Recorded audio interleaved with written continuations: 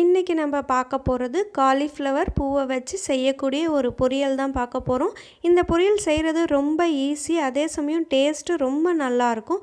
இந்த பொரியல் செய்யவே மேக்ஸிமம் நம்மளுக்கு 10 to 15 மினிட்ஸ் தான் ஆகும் இந்த பொரியல் செய்ய. இந்த காலிஃப்ளவர் பொரியல் சாம்பார் சாதம், ரசம் சாதத்தோடு ரொம்ப சூப்பராக இருக்கும். அது மட்டும் இல்லாமல் சூடான சாதத்துக்கு இந்த காலிஃப்ளவர் பொரியலை போட்டு சாப்பிட்டாலும் ரொம்ப அருமையாக இருக்கும். இந்த பொரியல் எப்படி செய்கிறதுன்னு இந்த வீடியோக்குள்ளே போய் பார்த்துடலாம். வாங்க வீடியோக்குள்ளே போகலாம். வெல்கம் டு சிபி சமையல். காலிஃப்ளவர் பொரியல் செய்கிறதுக்காக நான் ஒரு மீடியம் சைஸ் காலிஃப்ளவர் பூ எடுத்திருக்கேன். அதை இந்த மாதிரி சின்ன சின்ன பீசஸாக நான் கட் பண்ணி எடுத்து வச்சுருக்கேன். இதை இப்போ நம்ம பாயில் பண்ணி எடுத்துக்கலாம். அப்போ தான் அதில் இருக்கிற புழுக்களும் டஸ்ட்டும் நம்மளுக்கு அகன்று வரும். அதனால் இங்கே நான் ஒரு பாத்திரத்தில் தண்ணி வச்சுருக்கேன். தண்ணி நல்லா கொதித்ததுக்கப்புறமா கொஞ்சமாக கல் உப்பு சேர்த்துக்கலாம்.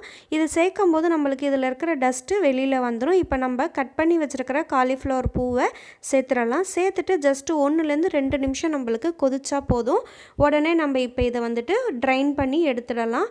இங்கே நான் வடிகட்டி பூவை தனியாக எடுத்து வச்சுட்டேன். எப்படி இருக்குது பாருங்கள், பூ நல்லா ஃப்ரெஷ்ஷாக இருக்குது. இப்போ நம்ம காலிஃப்ளவர் பொரியல் எப்படி செய்கிறதுன்னு பார்த்துடலாம்.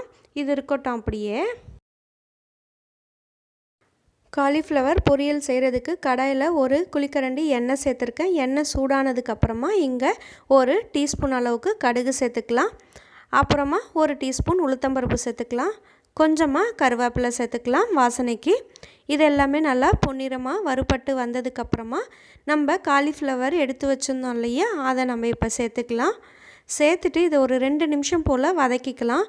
காலிஃப்ளவர் சீக்கிரமாக குக் ஆகிடும். அதனால் நம்ம அப்படியே வேணாலும் வதக்கிக்கலாம். இல்லாட்டி சும்மா கொஞ்சமாக தண்ணி தெளித்து விட்டு இந்த மாதிரி நம்ம மூடி வச்சிட்டோம்னா 5 நிமிஷத்தில் நம்மளுக்கு காலிஃப்ளவரும் வெந்து வந்துடும்.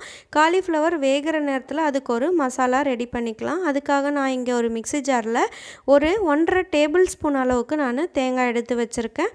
அதை சேர்த்துக்கலாம். அதோட 1 டீஸ்பூன் அளவுக்கு கெசகெசா சேர்க்குறேன். கெசகெசா சேர்க்குறதுனால ஒரு நல்ல ஒரு ஃப்ளேவராக இருக்கும். எப்பயும் நம்ம வெங்காயம் தக்காளி தான் நம்ம பொரியலுக்கெலாம் யூஸ் பண்ணுவோம். அந்த மாதிரி இல்லாமல் இந்த மாதிரி ஒரு வாட்டி செஞ்சு பார்த்திங்க அப்படின்னா ரொம்ப டிஃப்ரெண்ட்டான டேஸ்ட்டாகவும் இருக்கும். அதோடு இங்கே நான் ஒரு 10 போல் முந்திரி பருப்பு எடுத்து வச்சுருக்கேன். அதையும் சேர்த்துக்கலாம். காரத்துக்கேற்ப பச்சை மிளகாய் சேர்த்துக்கோங்க. கொஞ்சமாக உப்பு சேர்த்துக்கோங்க பொரியலுக்கு தகுந்த மாதிரி.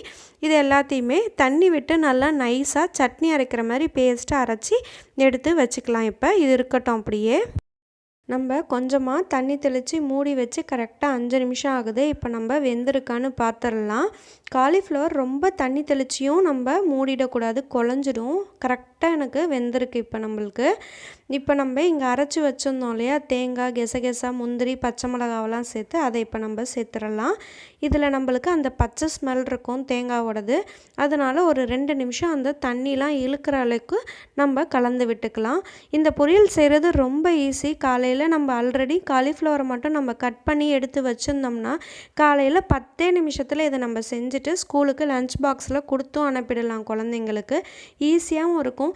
இதில் வெங்காயம் தக்காளி இல்லாததுனால ஒரு டிஃப்ரெண்ட்டான டேஸ்ட்டாக இருக்கும். தேங்காயும் கெசகெசா முந்திரியும் அந்தளவுக்கு டேஸ்ட்டு நம்மளுக்கு நல்லா ரிச்சாக கொடுக்கும். தண்ணிலாம் இழுத்துட்டு பாருங்கள் நம்மளோட காலிஃப்ளவர் எந்த அளவுக்கு பொலன்னு ரெடி ஆகிடுச்சுன்ட்டு. அவ்வளோதான், நம்மளோட காலிஃப்ளவர் பொரியல் ரெடி ஆகிடுச்சு. இது நீங்கள் சூடான சாதத்துக்கு நெய் விட்டு கலந்து குழந்தைங்களுக்கும் கொடுக்கலாம் லஞ்ச் பாக்ஸுக்கு. இல்லை சாம்பார் சாதம், ரசம் சாதத்தோடையும் நீங்கள் இதை பரிமாறலாம்.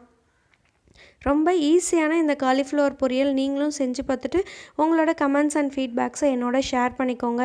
இந்த வீடியோ பிடிச்சிருந்ததுன்னா மறக்காமல் லைக் பண்ணுங்கள். சிபி சமையல் சேனலை நீங்கள் இன்னும் சப்ஸ்கிரைப் பண்ணல அப்படின்னா மறக்காமல் சப்ஸ்கிரைப் பண்ணிவிடுங்க. தேங்க்ஸ் ஃபார் வாட்சிங்.